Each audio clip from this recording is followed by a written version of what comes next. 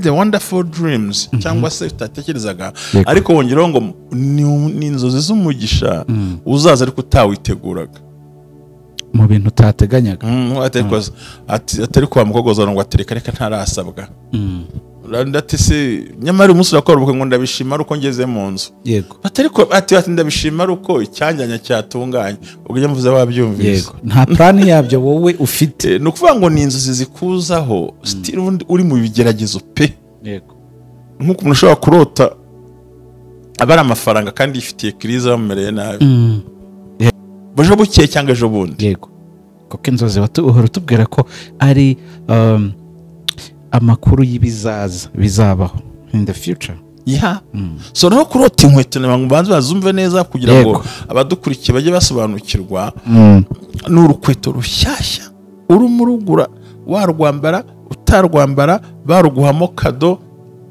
usibye kugiza amahirwe ukarota umuntu kwanga aguha kado y'urukweto rushyashya Yesu mwami birasobanura ngo ugiye kugira imbaraga ku kintu cyose yego cyari cyarakwangiye kandi abakurwanya bagiye kumanuka bace bugufi munsi yawe inzozi nziza pe cyane guhabwa kado n'umuntu uzi neza urukweto yego Imana y'urukweto guhamagara atari kujeruri ngo tugende ati shopping urwo ushaka icyo gihe akona nirinze kuvuga ngo rukuriye ngo bisobanura ikihoya twikwivugira ku rukweto Abisiraheli bagenda mu butayu byangu nigeze bahindura inkweto mu myaka 40 nigeze bahindura urukweto bakomeje muri gazi kugira ngo batyamitse bakazibona ubona ngo urukweto rukurinda kwicwa n'ibintu byinshi bitandukanye urukweto rusha amateka so rero iyo urose urwo rukweto harimo ibintu bigera nko ku 8 ariko ndavuga bike cyane yego icya mbere nuko situation wari urimo mbi igiye kugera ku iherezo na amakuru mashya yuko hagiye kuba amagambo pe turababwira turabibumvisha ariko turabakonvenka ariko ntabwo turatega amatwi ngo nabo tubumve icyo umwuga berabereyeho kindi cya kabiri buruzarebe kwihutira guhana mu gihe leta n'abacamanza babanza kwibaza ariko ngo yabitewe niki cyatumye abikora yarakoze cyane amadini byo ntago abyibaza yasambanya samesaje muce mujugunye banza umenye ngo no kuma satani abako ana Abraham rose rero bono umwana we yambara inkweto no kuri shyashya ari uzigura hano zimuhaye ubwenge bwe buragarutse amina kurota ubona inkweto shyashya za suppress yego muri saro uri umugore washatse menya ngo umugabo ahinduye ibitekerezo yari afite yego shaka ari umukara cyane upfa ko wazibonye none ubona urose ingozi ziri muri saro nta muntu uzambaye byo bisobanura ibintu bitatu biravuze ngo amakuba mugiye gucamo Imana izabana namwe mu bihe bigoye biri imbere yego bundi hari igihe muca mu bihe ukabona urimo uhari wenyine ndewe nta memo n'abavandimwe bawe yego hakaba n'igihe ujya mu bihe bibi ukabona umuryango wose wakubonye muri kumwe birababaza bitera agahinda kubona abavandimwe bafite bameze ukuntu bameze wowe umeze nuko nta mushaka kureba ubumwe bw'abera ministries amavuta kandagira amateka ubuzima bugahinduka mwiyerekwa ry'umushumba Reverend Hambabazi Jean Baptiste ubwo yasengaga Imana yamuhishuriye abantu benshi batsikamiwe n'amateka mabi Imana yamubwira ngo genda ubasuke amavuta ubuzima buhinduke nabo bahindura ubw'abandi ubumwe bw'abera ministries ntabwo ari idini ntabwo ari n'itorero n'umuryango wakira buri muntu wese akabohoka buri muntu wese mu itorero abohejejwe muri byo ubumwe bw'abera ministries amavuta akangira amateka ubuzima bugahinduka ndagusuje nkwifurije kugira ibihe byiza ikaze kandi nanaguha ikaze ku bumwe bw'abera ministries amavuta akandagira amateka ubuzima bugahinduka reka mvuge ngo reka dushime Imana kuko buriya ijambo ry'Imana riba ari n'ubuhanuzi butavangiye kandi iyo ubisoma ukabifata nk'ibitabo bisanzwe ntabwo ubyumva ariko iyo bikugezeho urabyumva ngo mushime Imana iteka mu bibi no mu byiza kandi ngo yatanze ingabo, mushumba mikoro yawe menye itafunguye urayifungura, yatanze ingabo nyinshi ku bwacu, zipfa ku bwacu. Murakoze cyane. Tuba twabibonye mushumba. Abantu bose bari hanze y'u Rwanda, mu Rwanda turabasuhuje, tubifurije kugira ibihe byiza. Aya magambo rero arakomeye kuko hari ingabo nyinshi Imana iba yatanze aho kugira ngo zidukoreho twebwe. Satani ni umugome, bashaka kutunyeganyeza ariko ntabwo bizakunda. Mushumba ndakuramukije cyane. Urakoze, Imana iguhe umugisha. Jerry, ndagushimiye kuba wageze hano kino gitondo. Imana ikumpera umugisha. Nanjye ndasuhuza abavandimwe banjye bose. By'ukuri abantu bose badukurikirana, Imana ibaha umugisha. Imana ibaha umugisha kandi nibwira ko batihenze, ntago bibeshye, ntibibeshye kuza ku bumwe bw'abera, ntibibeshye. Nta nubwo banayobye, ahubwo turabakangurira kubimenya, ariko bakera imbuto mu matorero yabo aho babarizwa. Yego, sibyo nibyo cyane ko twe n'abasilamu turabakira, nta mudusubiza inyuma. Uwo ari we wese n'utazi aho urusengero ruba, ariko twagusaba ngo genda wera imbuto hariya. So Imana iguhe umugisha rero mu izina rya Yesu. Hari ijambo wigeze kuvuga mu dutangira kino cyumweru, ariko iki cyumweru n'icyabanje mu minsi ingahe Satani yatugenzeho cyane, ariko dutangira iki cyumweru waravuze ngo bundi ngo abantu bose n'ab'Imana, gusa wizeye Yesu Kristo akamuhindura akayaba umwana w'Imana. Yego, nuvuga ngo nibwo buryo bwiza uwizera Imana wese, ariko twese turi abantu b'Imana, twese hatavuyemo n'umwe. Kandi tukwiye no kubakira, tukanabafasha, tukanabasengera, mbega ukamwereka rwa rukundo, wimuhora idini arimo, kuko umuntu ashobora kuba mu idini ku mpamvu eshatu. Kuba ubuzima bumutegeka kubaho hantu, cyangwa umufasha ubuzima amubwira ati uraba hariya, akabura amahitamo akavuga ati nta kibazo. Cya kabiri kuba ari ubushake bw'umuntu. Hari umuntu sinzi nimba umwibuka mu Rukiri, yari umusilamu ariko akaza muri ADPR akisengera akitahira, anitandiye rwose nta kibazo. Ndamuzi. Yego, ndamuzi, ariko muri iyi minsi ubanza sinzi ukuntu byagenze. Ariko yaramaramaje gukorera Imana. Hari urwego rw'umuntu abamo, niyo mpamvu twe ku bumwe bw'abera, waba muremure, waba mugufi, waba ukize, waba ukennye, waba ushonje, waba wariye, aho usengera, waba utagira idini, twe turakumva, tukaguha n'umwanya wawe, ukatubwira icyo umutima wawe ushaka. Ko narakubwiye ngo Imana yarambwiye ngo twabwiye abantu, ariko ntabwo twabahaye amatwi, twabahasa amagambo pe.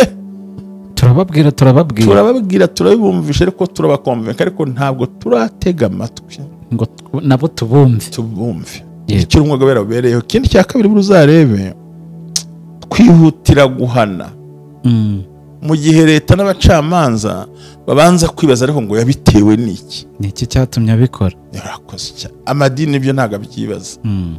Yasambanye asamesaje muce mujugunye, banza umenye ngo no kuma Satani abako ana Abraham.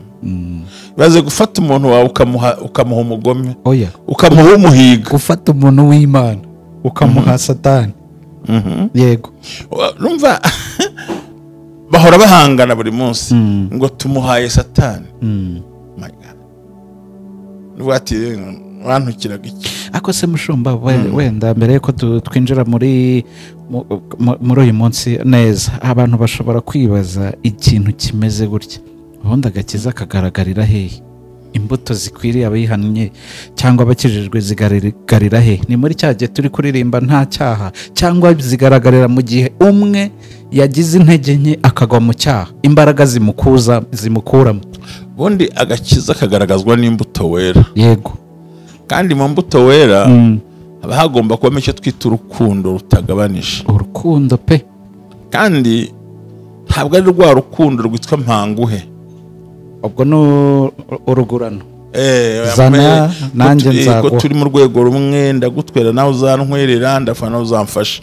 Ubundi agakiza kagaragara mu mbuto twera. Narabikubwiye ubushize ngo ni imbuto zikomoka ku munwa. Yego, byo tuvuga, ibikorwa, ibyo twakoze, no mu bitekerezo tumutekereza, kimwe naho ko tugenda bavuga ngo niyo myitwarire tugira yo kubaha abavandimwe cyangwa kwerekana ko weza imbuto, izakanwa izamaboko. Yego, uvuga iki? Uhumuriza uti buriya Yesaya 50 umurongo waho wa 4 yego haravuga ngo Uwiteka ampa ururimi rw'abigishijwe kugira ngo mbashe gukomeresha abananiwe amagambo. Yego urumva ndakumva. Imana ikeneye ko duhumuriza abantu ukoresheje ururimi rwawe n'ibikorwa. Ushobora kumpa isukari gashira ariko ushaka kumbwira ijambo rizantunga kuruta isukari cyane. Babyumva buriya ndi kubyumva. Kandi Uwiteka nzibuye ugutwi kugira ngo numve nk'abigishijwe. Yego aho rero nizo mbaraga nzima zerekana ko umuntu yabatera imbere. Niho nakubwiraga buriya mbaza ngo mbese ni gute imbuto z'umukristo zagaragara. Ni ku munwa, ni mu bikorwa no mu buryo ubana n'abantu. Yego ikindi cyanyuma n'uburyo witwara iyo ugeze mu kigeragezo, ko burya ni ibintu bigira imbaraga. Ariko buriya imbaraga zo kwitwara neza mu kigeragezo cyangwa intege nke ntizishobora kukubuza gutabarwa cyangwa se kukubuza umugisha. Ntabwo ariko mbitekereza ko igihe cyashyizweho n'Imana kigeze irabisohoza. Ahubwo ikibazo usohokamo wanduranije n'abantu cyangwa witeranije nabo, mbega ukabona ko bitagaragara neza. Yego ko navuze ngo nzategereza Uwiteka nihanganye kandi azansubiza. Mu kigeragezo ni byiza ko kije burya umuntu akitwaramo. Yego hakaba n'abandi rero binanira bagakora amanyanga bagakora amahano ko ntabishoboye. So rero aho rero bigaragara cyane cyane imbuto z'umukristo. Ikindi mubonera iyo abonye amafaranga yari umukene, digumenya ko ari umukristo. burya abantu ba Kristo bakennye upfa kubemeza biragora kubamenye kuko iyo abonye amafaranga ari igihe ahinduka pe, ukabona yabaye ndi wundi agahinduka akarya atarya agakangya ati niyo nkiyabona timondeke. Bigaragara ko hari ibyaha atakoraga bitewe n'ubukene kuko nta bushobozi yari afite. Aha bibonye mva nibwo yibutse ko hari abakobwa beza, ari inzoga zadutse bigize gute, nibwo mubona. Kabiri ukamureba amaze kubona icyubahiro, uburyo yitwara mu buryo kubahwa. Yego ushobora gusanga umuntu bamugize nka mwarimu mu mudugudu ukabona isi yose yayirimbuye, araremereye. kaza none n'abapasiteri ese n'abarevera none habigenda biti. Aho rero nibwo umenya imbuto z'umukristo. Yego cya gatatu imbuto z'umukristo zimenya amaze gushaka. Urwo ndanje nta kibazo, ndashima Imana ngewe. Ni ukuri pe, ntabwo icyubahiro ariko urugo ni urusuzumiro, ni umunzani mwiza w'ubukristo. nta n'igarama utakaza, n'igarama urugo rurapima rukayikwereka. Buri kantu kose karapimwa, ubwo ni ugusikaninga cyane uriwe kandi hakaza wowe original.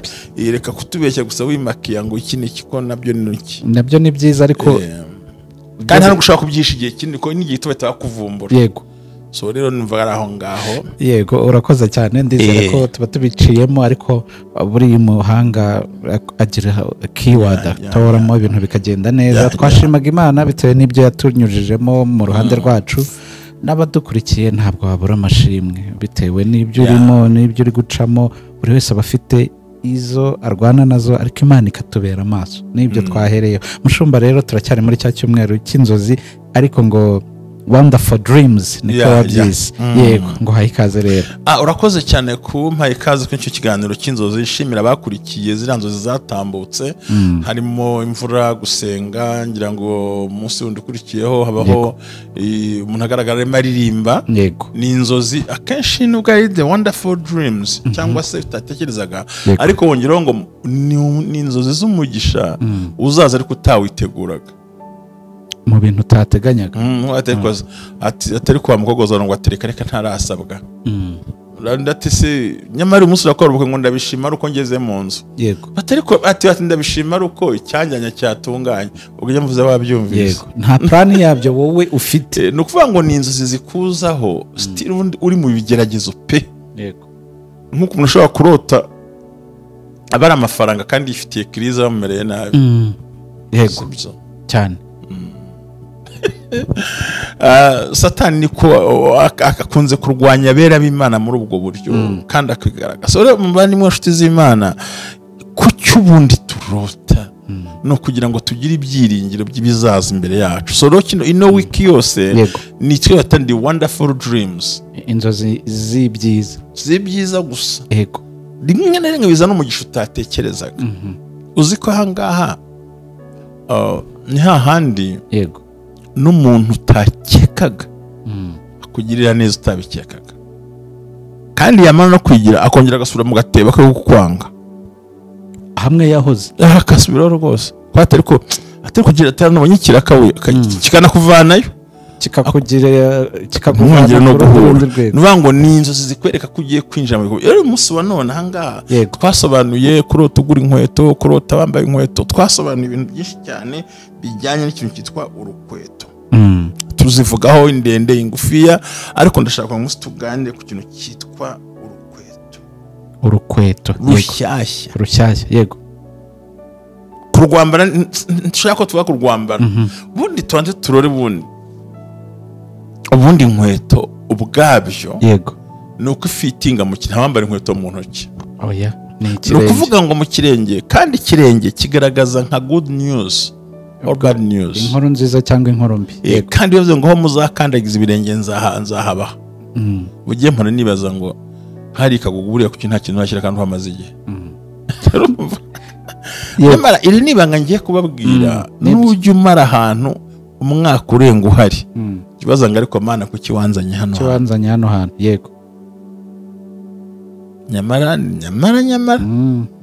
mba ndi kwigarega nanjye nk'abandi bose.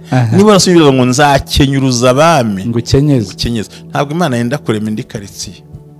Nta n'ubundi butaka yenda kwengera ku Rwanda, ahubwo hari uwizakenyuruza igukenyeze. Hariho tuzishyura yimuka. Yego, amina. Yego, cyangwa nati mpaye ubonye andi uzaba yampa nyuma. Ibigenze gutyo. So rero kurota inkweto shyashya, yaba ari sandari ifite ukuntu ivuga, zingosto zivuga na suppress bita ngo ni tusobanura, na zandi tusobanura duhaye herizi dufite ukuntu tugenda afite icyo bisobanura. So ni ukuvuga ngo rero ngo umuntu wose izi nkweto by'ukuri, yego, abamaze kumva ko agiye kwakira amakuru meza atariho ivumbi, cyo bita mu kigande katari k'imfufu, katariho ivumbi, amakuru atariho ivumbi. ubwo ni ukuvuga amakuru yizewe, ko buriya mu kigande ibyondo ni ibisoto. Ibisoto rega ndabyumva byose. Sobanura ngo katari n'amakuru atariho akavumbi, katari k'imfufu, ku buryo uvuga uti none ariko umuntu anabikubwa batari ko se. Cyane izi nkweto abantu bakunze kuzirota, banarota nyakubahwa perezida wa repubulika. Bano bantu bakunda kurota bicanye n'abayobozi b'amadini akomeye. Yego, cyangwa aba celebrities, bano bantu baba byamamare. Yego, kubera iki nuvuga ngo it's a good news, nuvuga ngo namakuru mashya yo kukubwira ko ugiye kubyara. Yego, kandi mugabo ko nta rubyaro ruhari, akagutunguza ibintu. Namakuru akubwira ngo Imana ikubakiye inzu kandi niyo ukodesha kwishyura yakunaniye, ubwishyu bwanze, ariko Imana iti nguhaye iki? Nguhaye inzu. Ni amakuru akubwira ngo nguhaye imodoka kandi no kwishyura yo kwishyura kuri ya karita dukozaho byaranze. So nuvuga ngo ni amakuru aturemamo ibyiza tuzabona mu gihe kizaza, bishobora kuza mu kanya gato, ejo bukeye cyangwa ejo bundi. Yego, kuko inzozi uhora utubwira ko ari amakuru y'ibizaza bizabaho in the future. So no kurota inkweto n'abantu banze bazumve neza kugira ngo abadukurikiye bajye basobanukirwa. N'urukweto rushyashya urumurugura, warwambara utarwambara, baruguhamo kado. Usibye kugiza amahirwe ukarota umuntu kwanga aguha kado y'urukweto rushyashya, Yesu mwami, birasobanura ngo ugiye kugira imbaraga ku kintu cyose. Yego, cyari cyarakwangiye, kandi abakurwanya bagiye kumanuka bace bugufi munsi yawe. Inzozi nziza pe, cyane. Kuhabwa kado n'umuntu uzi neza urukweto ariko yego, Imana y'urukweto guhamagara wahita ariko jeruri ngo tugende ati shopping urwo ushaka. icyo gihe ko nirinze kuvuga ngo rukuriye ngo bisobanura iki hoya turi kwivugira ku rukweto. Abisiraheli bagenda mu butayu buriya ngo nigeze bahindura inkweto mu myaka 40 nigeze bahindura urukweto bakomeje muri basi kugira ngo batyamitse bakazibona ubona ngo urukweto rukurinda kwicwa n'ibintu byinshi bitandukanye urukweto rusha amateka so rero iyo urose urwo rukweto hari mu bintu bigira nko ku 8 ariko ndavuga bike cyane yego icya mbere nuko situation wari urimo mbi igiye kugera ku iherezo ni amakuru mashya yuko hagiye kuza uburyo icya kabiri ni amakuru ahindura ubuzima mu buryo bw'imibereho yego niba utabashaka kubona ikintu ubona gikwiye iyo mvuze ibi ngibi nk'abari za Burayi na Amerika na Canada batwumve neza harimo n'abanyafurika batabasha kurya yego ariko noneho nangabasha kubirya reka nkubwire ikintu utazi cyaricyo niba hari umuvumo mubi umuntu akwiye kwirukana jere no kuba muri frigo huzuye inyama ufite ubushobozi yego ariko isukari na diabete bikubuza kurya ibyo bintu ufite n'amavuta ariko ngo ntiwakoraho ntibishoboka kandi ubasha kuyagura kandi ibintu biruzuye urabifite ariko umva ni ikibazo so rero iyo urose izo nkweto wese abantu ngo noneho Imana ariko ni ikibazo hari ababibuze batabifite babibuze ibyo ariko naho bifite ntabwo ubikoreho kuko hari impamvu zikuza kubikoraho so iyo urwaye indwara imeze gutyo cyane cyane izo ndwara zidakira diabete hari indwara ubundi zidakira ariko zitashobora nko mu Rwanda ho tubizi neza ko ntabwo numva imibare yigaragara abantu bishwe na sida ntabwo bakunze kuyitubwira ariko by'ukuri nta igihe kire kubitwaye nabi bafite imiti ni discipline gusa ariko diabete yo yakwita nubwo igihe byanga neza burundu ugeze ku munota wa nyuma so no kuba urwaye diabete urwaye n'umutima nkuriya nkuru numvise ura mu pasiteri ni ka turbo yanyoye itasinzira ahita agenda uko nguko no ko afite ikibazo cy'umutima yego reka abantu barabeshyana muri iyi minsi numvise umuntu abwira undi ngo kugira ngo isukari igabanuke ngo jinywa karikeri kibaza rikeri ririmo isukari kuruta n'ibipirimusi cyane rwose so ugasanga rero iyo urose inkweto nshyashya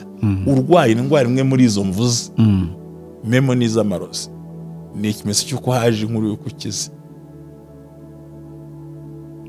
ibi ndazikubwira ndazizi nigeze kugira ikibazo ngira isukari irazamuka yego ndishishikira ngiye kwa muganga bagiye kubishyira kuri insuline bamvanaho urumva insuline twadushinge batera ko yari iteye ubwoba yego nari mvuye mu gihugu runaka noneho kubera stress yari barafunga imipaka n'iki ngera ku kibuga cy'indege ufite 580 siko yari yarenze urugero nararebaga nkuko umuntu areba ntabyo narinzi nanjye nta n'inyota nafite se ariko nigeze kumva sinzi ko ndi ku kibuga cy'indege numva bingoye ariko ngeze mu ndege ntabwo byongeye gusubira noneho barambase waje witwaye intege nta modoka ngira ese urabona ndabona cyaka nta kibazo mfite bahita banyohereza hariya kunuza ku kinamba muganga ambwira ati reka turi barasuzuma barabasanga ariko bapima icyo bita hemoglobine glycée ni isukari umaranye amezi 3 basanga nta bipimo byerekana ko ufite ako kanya hita imanuka 150 ubwo yaje muri ako gahe gato bateka tumushyireho kanini gato ndabyihorera n'icyaro humva ni ikibazo noneho genza kurota nanjye ndashaka kuvuga ubwo buhamya nkubwira yego genza kurota izo nkweto shyashya ko buriya mu buzima nkunda n'inkweto ariko inkweto nkunda inkweto ariko ndazikunda urabyumva ko nzikunda yego ndabizi rwarundi se rwarundi noneho urumva ngendo muri message nonza kurota umuntu amakado y'urukweto siye ko n'ubundi rwaraje bambi byabaye ibyanya narwo no kuza rwaraje rwavuye ni ngozi nzavuye muri Amerika yego Imana imuhumuje nanjye yo nyambe bantu ndi muri Amerika nyine byumva noneho inzozi ko nzisobanura ndangije nkomeza mfata ka kanini bampaye yego kumbi ndimo ndajya nshaka kujya muri ipo ntabizi ushaka kumanuka njya kuva mu isuka njya muri dakira isukari none njya kwa muganga barapima barambwira ati se none ko tubona ufu ni normal ufite nta n'ikimenyetso kigaragara barumva nyine barareba basanga muri 5 ahubwo abantu ndi muzima mu buryo bugaratuza ariko nkanziza ko yirose umuntu aguha inkweto wari urwaye indwara imwe muri izi ngizi ifu umenya aho uciye yego jeri ndi mu bantu nabihamya uko ni discipline yabayeho. Niyo nagira stress gute nubwo narya gute sinshobora kujya hejuru y'ijana. N'ubu warisanga afite na 91 nakanga kubera iki na makuru. Urumva nshaka kubwira inzozi. So rero ku muntu warose ahabwa inkweto nshyashya ari kado ariko ugize amahirwe ukarota wihabwa n'umwanzi wawe. Ariko kwanga ntumuyoberwa. Ntago wamuyoberwa. Usibye ko hari inshirizwa ngo genda bizi kunyanga ari ubundi burinjije ubundi umuntu aguhisha akakwanga ukamuhisha kubizi ariko iyo umuboneye okaziyo ugomba kumutonora neza kugira ngo atazagira nakumenyera n'ikindi gihe atazagira. Hari uwambwiye ngo pati kuko nakubuze ngo twarakubuze rwose ngo turagukunda n'iki naho none turanigize amahirwe yo kumbona ariko ngo ntakuboneka n'iki ngo harya simfatika nk'isamaki uracereye impamvu utambona nuko nzi kunyanga n'ubundi ubu ngubu sinzi ibigiye kumpa byari byo ngo yanga ariko barambeshyera nagira ngo ndi kwibwirira mu matwi uryumve rike ubundi umuntu nakwizanira ntukareka asubirayo amahoro kimubwiye ukuri abyumve mu matwi apana kubimbwira muri telefone kuko yakuri coding reka ijambo ribi yakuvuze we ryinjire muri we nawe agenda aryame nijoro uri bitotse wowe usinziriye kuko umuntu ashaka ngo guhangayisha uraruskanuye ari magonasha uzi ukuntu ari bibi so rero kurota izo nkweto ugomba gutukira ikindi kurota inkweto kandi ubona baziha umwana wawe ni amakuru yuko atazongera gutsindwa ibizami kuko mushomba hari ibintu bijya bibaho na dayimoni igibikora n'abarozi barabikora ugasanga umuntu yarazi ubwenge cyane cyane abana atsinda mu ishuri ariko bikaza kugeraho bigahinduka ryakora ryo mu mitwe y'abana banyu hari umuntu ugira gutya ukabona arimo arasiga iki mu mutwe harimo iki w'umuntu erega buriya sigaye nkunda kuba ahantu bitapfa nubwo atari kubafunga umuntu dadi wanjye oya ubwire muvandimwe mbwira ibyago burya satana dutegera ahantu habiri iyo akuburiye aho washatse agushakira ku rubyaro akaba mugani se ngo tazize inarashatse azira inarabyaye kuko ni hagahinda kaba none se baze nko kubona nk'urugero nk'ubu umwana wawe yari umuhanga watanze ibyo ushoboye byose kuko urabona hari umuntu ushobora kugenda urushako rukamugora akarwihanganira akavuga ati ntacyo atari kuko mfitemwo fiye na fiyete biraruta nkaba udafite none na gariso n'abana reka nire utwana twanjye ugakora uko ushoboye kose kakabagazwa usibye nose gusa se yakumwereye n'itabo ruhande yasimbutse igipangu se yakubyariye imbere ukabura amahoro aho washatse ukabura amahoro nabo wibyariye naho satana buryo ubukene ntabwo babaza umuntu yaguha amakuru buraryana ariko nibwo yagukura mu mwanya wawe kuko ni rusange ntabwo ari ibyawe wenyine isukari izamuka kimwe byose bizamukira icyarimwe ariko urubyaro ni pasono ku giti cyawe ni wowe ubyumva fata umukobwa ukamushora nk'amafaranga ukagira gute ngo yige yenda nibura zibesheho kandi si n'ibinyoma turera abana neza kugira ngo bazadusaidire twashaje twakuze so rero akakubabariza aho hantu iyo urose rero ubona uwo mwana we yambara inkweto ni ukuri shyashya ari wowe uzigura urazimuhaye ubwenge bwe buragarutse amina kurota ubona inkweto nshyashya za supuresi muri saro uri umugore washatse menya ngo umugabo ahinduye ibitekerezo yari afite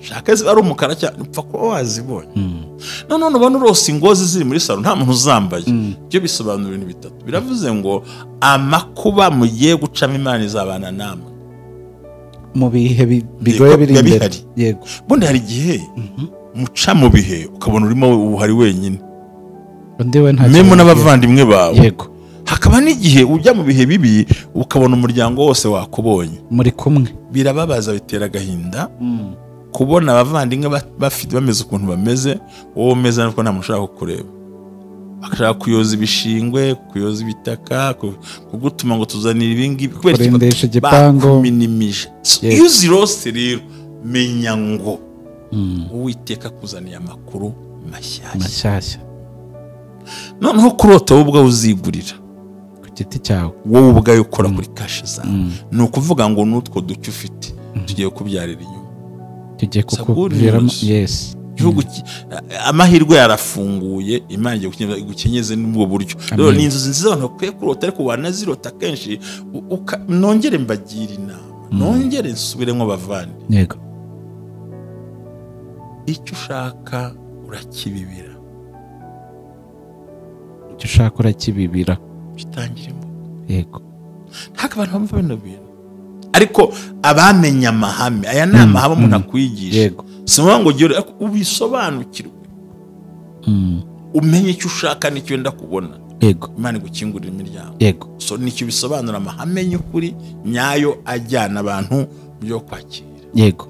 Noneho ikindi, kurota inkweto nshyashya ariko hari umuntu urimo uzanduza. Yego. Uri kuzanduza. Sicyo bivuze buriya. Birakubwiye ngo uwo muntu wese wajyaga kuvangira ugiye kumuvumbura. Kandi n'umuvumbura ntugahita umubwirira aho ngaho, reka uvumbura itsinda ryabo, kuko umwe aramenyekanye. Reka urebe nyine, ariko uvumbura ubundi. Hari ukuntu abantu dukora ubuswa, Imana imbabarire nabo bambabarira banyumva, ugasa nkaho ugiye gutanguranwa no kwereka abantu ibyawe kandi byari ibanga ryawe. Yego. Uyu munsi hari ijambo rimwe rya podcast ntanga buri munsi rivuga ngo wa muntu yaramburiye amaboko kubuza abo, mukambisubiremo neza ubyumve. Ni ijambo rigaragara muri Zaburi 55 umurongo wa 21 nahabonye bihorera ngo wa muntu yaramburiye amaboko kubuza abo babanaga amahoro. Wa muntu yaramburiye amaboko, wa muntu yaramburiye amaboko kubuza amahoro abo babanaga, ngo yahumanije isezerano rye. Burya uhagurukira kumubuza amahoro uba uhumanye isezerano ryawe. Wa muntu babana byatsinze. Urumva ko barahari. Nta muntu ubura wa muntu, nta n'umuntu ubura babana. Hano Bibiliya yanze kuvuga wari, ariko barahari. Wowe uzuzaho barahari. Buriya kenshi ntugakunde kuboneka igihe bagushakiye cyane. Kuko ngiye kubivuga mu mvugo isa nk'iremero yo gufasha abavandimwe, barakwemera mu gufasha. Bundi iyo umuntu azi aho uri, cyangwa azi intege nke zawe, cyangwa azi kamere yawe, ahata amabuye aho ngaho. Niyo ushaka kuje batari ko sekana, kuko abazahakubita ibuye. Ariko iyo utazi igihuru nihishemo, ujugunya aho ubonye, atari kuri umuntu arimo aramuhigisha, kuko ntuzi uwo ndiwe. Njya nshima Imana iyo umuntu anyibeshyeho. Yego. Kanyita umupagani ndi umukirisitu, birashimisha, ntabwo ndakara. Yego. Kanyita umukire ndi umukene, sindakara. Kuko buriya kuba byonyine udafite amakuru yanjye nyayo no kunesha bizakugora. Nta n'intwaro uzancurira ko ntuzi uwo ndiwe. Yego. Urumva uhagaze hano ukihisha, umuntu agatera amabuye ahamagara ngo Jerere, areba ngo rebe, avuga ati ariko uno muntu arimo arahasinga Jerere. Ariko mu gihe aza aho uhagaze akahohereza ibuye kimeranya aho ngaho aho nyine, bavuga ati kameme. Rero ntimukakunde kubwira abantu ngo genga urandeba kubera ngo nkunda umuneke ntabonye sinasinzira. Abarozi barakuzanira imineke, kandi nturi buyange warivugiye kuyikunda. Yewe nanga umuntu yumubwiye nabi, kamere irahaguruka, bazakubwira nabi kugira ngo kamere ihaguruke, kamere gukoresha icyaha kigushyire ku musozi cyane. Niyo gahunda. Niyo gahunda nuko. Ariko ibyo muzi urabyumva, ariko buriya ndiko byumva. Niyo mpamvu rero iyo urose inkweto nshyashya umuntu arimo azanduza, ashobora kuba ari we cyangwa abandi. Bivuze ngo Imana igufunguye amaso yo kumenya abantu mutagendana neza, ariko bitondere kandi woro. Ariko ni amasomo akomeye, sinzi impamvu bitugora kubyumva. Biba byiza ariko ugumye hari tuzagaruka nkombaye bya bintu by'ubwenge ujye umbwira, kuko hari ibintu n'abandi badukurikiye hano bagiye bavuga ati ubu ngubu nsigaye ndiho mu buzima bwiza, ndasenga, ndakizwa, kandi ntabwo nkicumuzwa n'abantu kuko nzi ukuntu ngendana nabo. Yego. Niba umuntu ari igisambo muha ubugari bwinshi cyane rwose. Niba akunda amagambo shaka y'umuha umurinde pasono. umurinde buriya nkubwiza ukuri kugira ngo winjire ahabitse amabanga y'umutima wanjye byagutwara umwanya byagutwara umwanya kandi nicyo nguhaye mba nzi ko ngize gute nkiguhaye nk'ubu ngubu urabona nk'urugero le competitors se ko ngewe ntajya nemera ko ndi YouTubers no you are not ngewe ntabwo ndi mu bantu b'abafirasa oya ngewe ntabwo ndi YouTubers ariko kugira ngo mbashe guhangana yego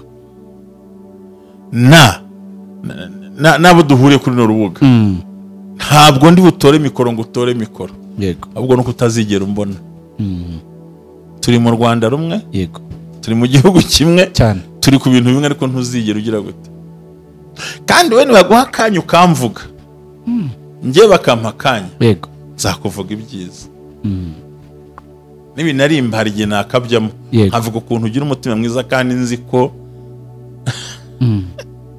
ari ijambo nashatse munsi yari murongo nagusomeye mu kanya 22 ukuntu bavuga haravuga ngo afite ururimi runyerera nk'amavuta ariko barisomye tugasoza ukumva ukuntu bivuga reka dusome tugana ku musozo Zaburi 55 Zaburi 55 murongo wa 21 kase